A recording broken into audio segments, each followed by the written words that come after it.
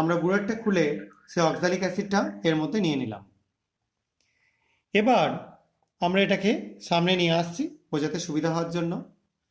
আর একটুখানি dilute HCl আমি ঢেলে দিচ্ছি এটার মধ্যে। তো দুটো মিলিয়ে একটা সলিউশন করা হয়ে গেল। এবার এই সলিউশনটা একটু সামান্য আমি সেক করে রেখে দিলাম। এবার আমি এর মধ্যে যোগ করে দেবো কিছুটা সোডিয়াম সালফাইড Na2S। এটা আমি সলিউশন না করে জাস্ট একটা বিড বা একটা টুকরো আমি এর মধ্যে যোগ করছি।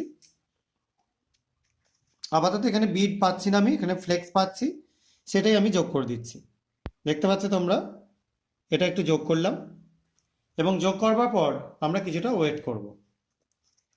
এখানে Na2S যখন অ্যাসিডের সাথে রিয়াকশন করবে সে তৈরি করবে H2S গ্যাস, এবং H2S গ্যাস কি পরিবর্তন করে তোমরা এটা থেকে দেখলেই বুঝতে পারবে। দেখতে পাচ্ছ সলিউশনটার কালার আস্তে আস্তে পুরো চলে যাচ্ছে এবং একটা স্বচ্ছ ক্লিয়ার সলিউশন তৈরি হয়ে যাচ্ছে।